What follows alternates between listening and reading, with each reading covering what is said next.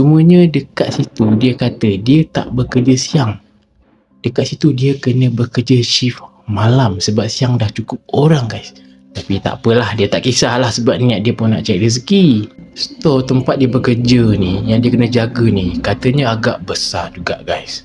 Memang kalau tak ada sesiapa pada waktu malam, memang akan terasa seram dan sunyi dia tu, korang faham lah. Dia macam nak memastikan juga, dia macam tak puas hati lah, macam pelik. Macam mana ada barang terjatuh sedangkan tak ada siapa kat situ melainkan dia seorang. Dia jerit, "Oi, ada siapa-siapa tu?" Supervisor dia cakap, "Kau duduk dan diam, jangan lari. Kau dengar ni, kau dengar betul-betul apa yang aku nak cakap ni." Supervisor dia cakap, "Sebelum ni pernah ada staff kerja situ, tapi dia terus hilang." Hai guys, Assalamualaikum, welcome to channel Faiz Cerita. Alright guys, terima kasih banyak-banyak kepada korang yang sudi untuk menonton video kali ni. Dan aku nak ucapkan terima kasih banyak-banyak kepada yang masih sudi untuk support Faiz Cerita. Pada yang baru mengenali Faiz Cerita, salam perkenalan. Dan kepada korang guys yang belum lagi subscribe Faiz Cerita, aku mohon guys support daripada korang untuk subscribe, like, share dan jangan lupa untuk klik button notification. Dan macam biasalah, sebelum aku memulakan penceritaan, aku mohon maaf terlebih dahulu sekiranya sepanjang penceritaan banyak kesalahan, kesilapan ataupun ada benda-benda yang membuatkan korang tak selesa. Tetapi aku akan cuba perbaikilah mana yang aku mampu untuk memberi yang terbaik. Jadi tanpa membuang masa, pengalaman perkongsian kisah seram ni dikongsi dari seorang yang namanya Azam. Pengalaman seram yang menimpa ke atas diri dia ni memang sangat-sangat dia takkan boleh lupakan guys. Yang dimana waktu ni dia ada bekerja dekat satu kilang ni, dan dia hanya dapat bekerja dekat tempat ni guys sehari je. Memang dia kata tak tahan dengan gangguan tersebut guys. Jawatan yang dia dapat untuk bekerja dekat kilang tersebut ni sebagai penjaga stor. Pada ketika itu Azam ni dia tak ada pekerjaan yang tetap. Memang dah banyak tempat dah dia cuba memohon pergi mencari kerja yang tetap, susah nak jumpa. Entah macam mana dia tengok dekat paper waktu tu ada jawatan kosong. Dia pun cubalah mohon guys, dapat. Masa tu dia happy sangat lah sebab dia dapat bekerja ni. Cumanya dekat situ dia kata dia tak bekerja siang. Dekat situ dia kena bekerja shift malam sebab siang dah cukup orang guys. Tapi tak apalah, dia tak kisahlah sebab niat dia pun nak cari rezeki. Store tempat dia bekerja ni, yang dia kena jaga ni, katanya agak besar juga guys. Memang kalau tak ada sesiapa pada waktu malam, memang akan terasa seram dan sunyi dia tu, korang faham lah. Shift Azam waktu dia dapat kerja kat situ pukul 11 malam sampai 7 pagi. Dan waktu hari pertama dia masuk bekerja dekat situ, supervisor dia macam ada bagi tahu sikit lah dekat dia. Lepas pukul 1 nanti Zam, kau kerja seorang tau.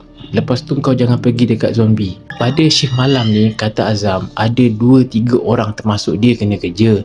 Tapi pada hari tu, tak tahu apa sebab, 2 orang staff lagi tu, dia orang hanya bekerja sekejap je sampai pukul 12. Tinggallah dia seorang-seorang kat situ kena kerja sampai 7 pagi. Dan Azam ni dia saja nak tahu kenapa tak boleh pergi dekat zombie. Dia tanyalah kat supervisor dia, kenapa? Supervisor dia cakap lah tak ada apa-apa kat situ. Lagipun kat situ banyak rak-rak yang rosak apa semua, banyak barang. Kata Azam masa tu dia rasa macam logik lah. Bila dia dah start masuk kerja tu, pukul 11 tu dia dah mula, membawa ke pukul 12 tu memang sunyi je. Memang aman je. Dia tak sama macam siang. Siang bising dengan bunyi forklift lah, bunyi itulah, bunyi ini. Jauh beza lah. Pada pukul 1 pagi guys, dia bekerja seorang diri. Tapi dia tak fikir benda-benda yang menyeram-menyeramkan ni. Dia buat kerja macam biasa. Dia kata dia buat scanning, susun pallet, semuanya normal. Sehinggalah pada pukul 1.34 pagi, tak semena-mena tiba-tiba walkie-talkie dia berbunyi. Dan apa yang dia dengar dekat walkie-talkie tu, ada yang bercakap, Zombie ada pergerakan. Azam pun terus angkat walkie-talkie tu lah. Dia terus macam, siapa ni? Tapi masalahnya tak ada sesiapa menyahut. Diam je. Jadi Azam masa tu dia rasa macam Ini mungkin ada masalah teknikal kot. Dia pun abaikanlah, buat tak tahu. Sambung buat kerja. Lepas 5 minit, dia ada dengar satu bunyi. Duk, macam ada bunyi barang jatuh. Dan bunyi tu dia datang dari arah zombie. Azam pun berhentilah kejap buat kerja. Dia pun pergi tengok kejap dekat sekitar kawasan zombie tu. Dia macam menjenguk sikit, tengok tak ada apa-apa lah, forklift apa semua elok. Memang yelah tak ada sesiapa kat situ. Untuk lebih memastikan, dia ada bawa torchlight. Dan dekat situ ada satu garisan kuning. Dia berdiri dekat garisan tu dan dia menyuluh lah untuk dia periksa sikit kot ada apa-apa yang tak kena ke. Dia tak nampak apa-apa lah. Cuma daripada jauh dia ni, dia ada nampak banyak rak-rak dan gelap sunyi. Tak ada sesiapa pun lah. Walaupun dia tahu tak ada apa-apa, tapi dia macam nak memastikan juga. Dia macam tak puas hati lah, macam pelik. Macam mana ada barang terjatuh sedangkan tak ada siapa kat situ melainkan dia seorang. Dia jerit, "Oi, ada siapa-siapa tu?" Tak ada apa-apa yang menyahut, diam. Tapi ada bunyi orang berjalan. Dan bunyi yang berjalan tu makin lama makin nak menghampiri dia. Tapi dia datang daripada arah zombie dekat ujung sikit. Azam pun dia suluh dekat arah tu yang dia dengar tu. Ambil tu dia undur setapak. Dan daripada jarak yang agak jauh sikit tu kan, dia kata dia macam ada nampak satu bayangan lelaki tapi tak jelas. Dia macam siluet macam tu, sama-sama.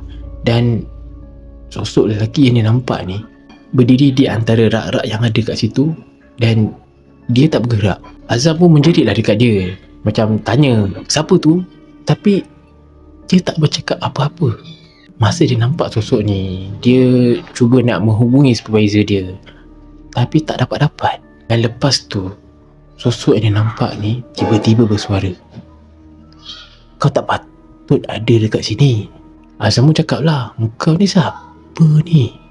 Aku tak masuk lagi pun kat dalam zombie ni." Sosok lelaki ni, dia terus gelak guys. Azam masa ni agak sedikit pelik. Dia heran, siapa dia ni? Dan sosok tersebut ni, dia macam tahu yang Azam ni pekerja baru tau. Walhal tak pernah kenal, tak pernah jumpa pun.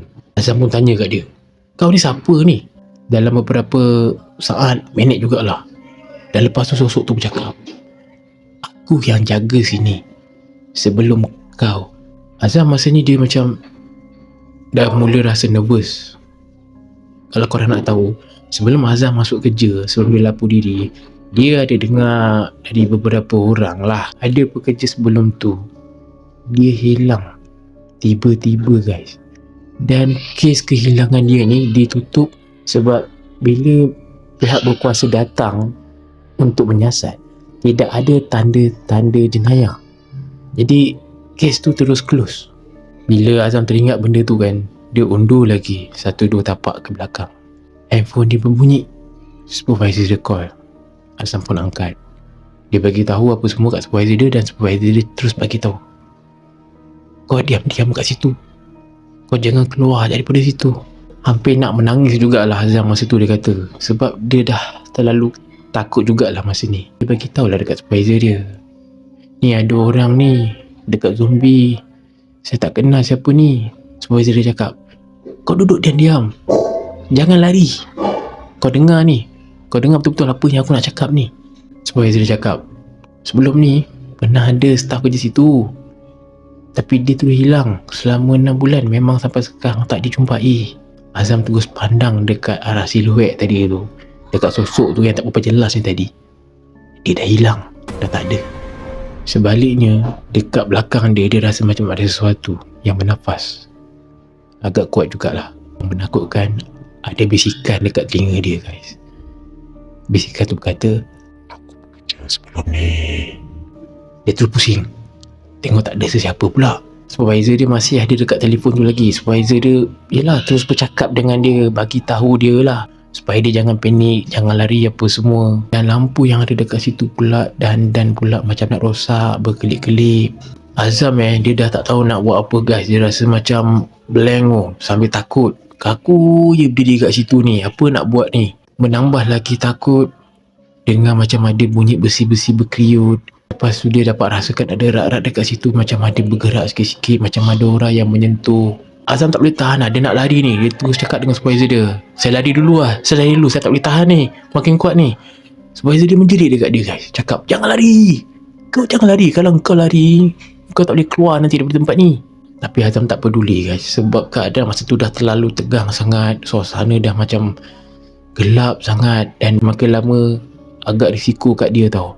Dia tak peduli lah, dia terus nak keluar daripada store tu, nak pergi dekat arah pintu, nak keluar lah daripada situ kan.